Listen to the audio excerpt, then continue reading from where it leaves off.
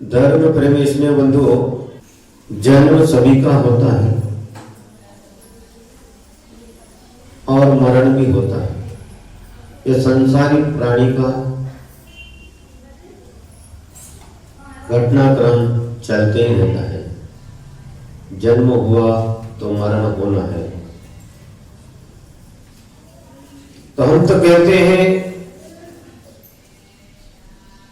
दुनिया में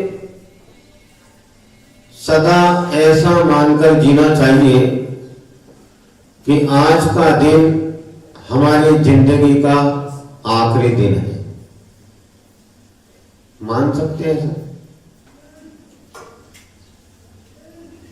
ऐसी किसी बात कर रहे हैं महाराज, ये आपको शोभा नहीं देता महाराज, आप ऐसी बात ना करो। लेकिन वास्तविकता सत्य है। प्रत्येक समझदार प्राणी को यही मानकर जीना चाहिए कि आज का दिन हमारा जिंदगी का आखिरी दिन है। कब मृत्यु आ जाए भरोसा नहीं। भरोसा है? इतने लोगों को भरोसा है। कब हमारा मरण हो जाए, कब मृत्यु आ जाए, कोई भरोसा नहीं है। ये सोचकर हमें नहीं जीना चाहिए कि अभी तो बहुत बसंत देखना है, अभी मेरी उम्र ही क्या है, अभी तो मैं 25 वर्ष का हुआ हूं, अभी तो मैं 50 साल का हुआ हूं, अभी तो मैं 80 साल का ही हुआ हूं, अभी मेरा मरण नहीं हो रहा है, अभी तो मुझे बहुत जीना है। ऐसा सोचकर मन को गलत फहमी में नहीं रखना चाहिए, क्योंकि मृत्यु कभी भी आ सकती है। किसी दुकान पर ग्राहक कभी भी आ सकता है, कोई भरोसा नहीं है। आपकी दुकान खुली है और ग्राहक कब आएगा कुछ पता नहीं है, कभी भी आ सकता है। उसी प्रकार मृत्यु का है। मृत्यु की भी कोई निश्चित तारीख, तिथि, कोई समय नहीं होता है। इसलिए हमेशा हमें जागृत रहना चाहिए। रोज सुबह उठकर प्रतिदिन ये सोचना चाहिए कि ये जीवन का आखिरी दिन है और इस दिन मैं सत्कर्म करूंगा, धर्म ध्यान करके अपने जीवन को सार्थक करूंगा।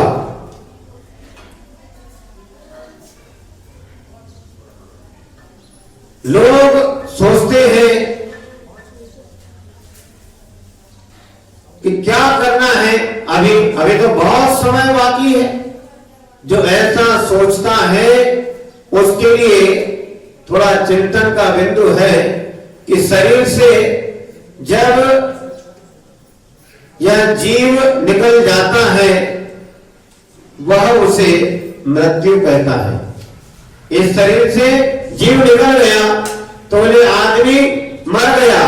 पिंजरे से पंछी के उड़ जाने का नाम ही मृत्यु नहीं है।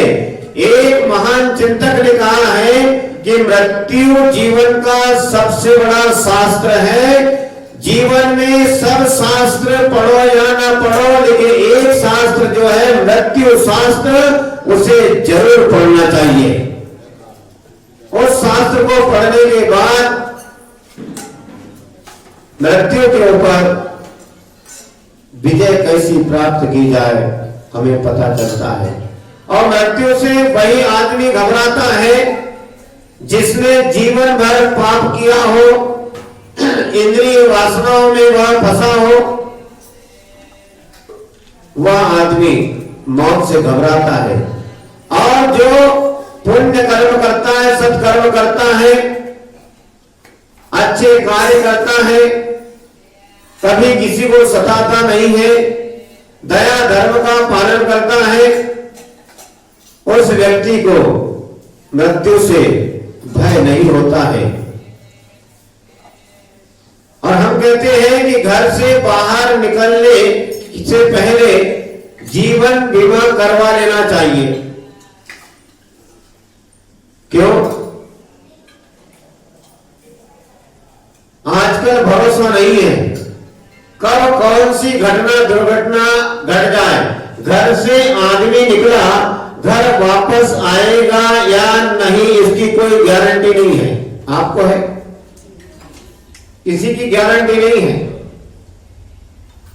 किसी का कोई भरोसा नहीं है, क्योंकि मौत सबके ऊपर मंडरा रही है। आप घर में रहो या घर से बाहर, या चार ताले लगाकर छुपके बैठो, तो भी मृत्यु छोड़ने वाली नहीं है। इसीलिए कुछ लोग जीवन बीमा कर लेते हैं कि जीवन बीमा कर लो। तो जीवन बीमा करने का मकसद क्या है? आदमी सोचता है यदि मैं मर गया उसके पहले जीवन बीमा करा लूं। तो जीवन बीमा कराने के पीछे मकसद क्या है? जीवन बीमा आपने कराया, जिसने जीवन बीमा कराया उसका मरण हो गया, तो जीवन बीमा का क्या मतलब है?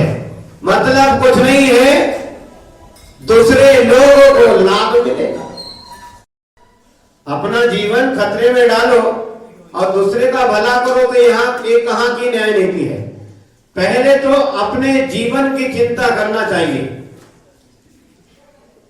कि हम स्वस्थ रहेंगे तो हम दूसरों के लिए कुछ करेंगे, और हम ही नहीं रहेंगे दुनिया में तो क्या काम की बात है। इसीलिए ये जीवन बीमा किसी काम का नहीं है।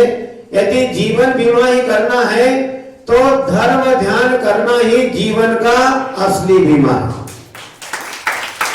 सबसे असली बीमा धर्म ध्यान।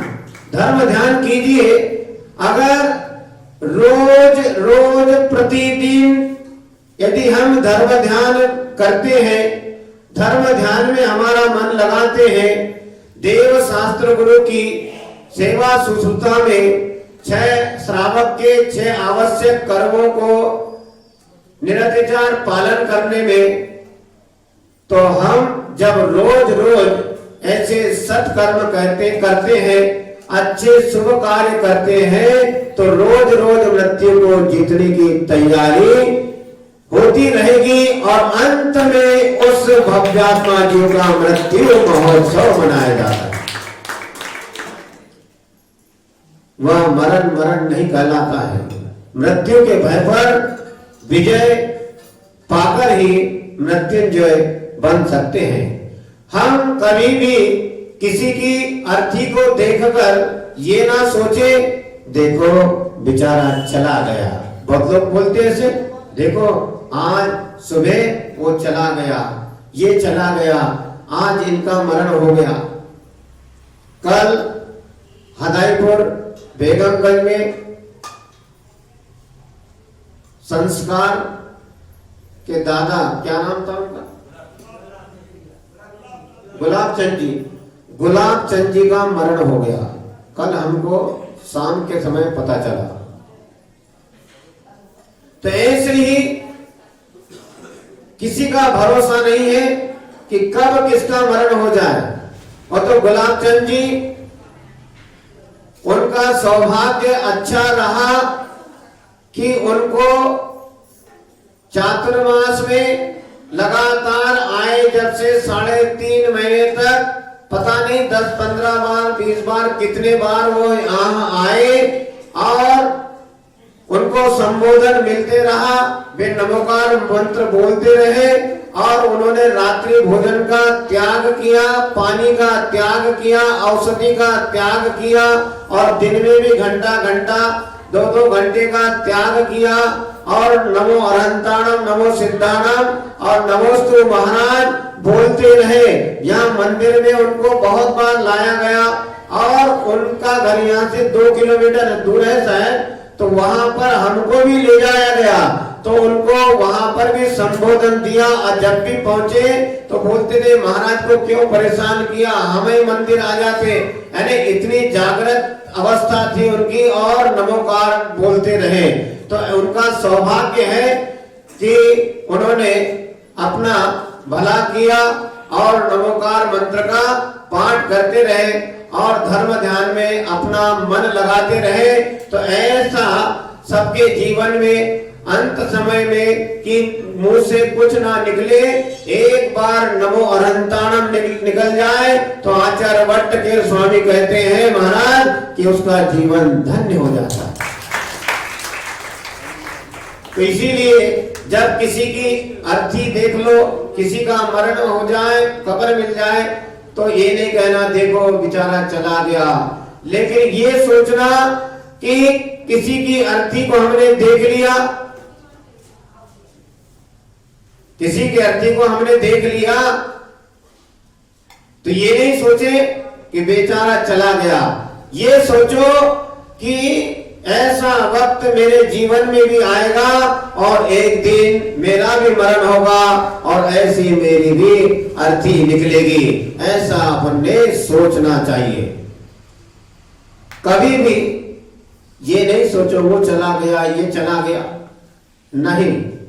उस अर्थी को देखकर, उस मरण को प्राप्त हुए व्यक्ति को देखकर ये सोचना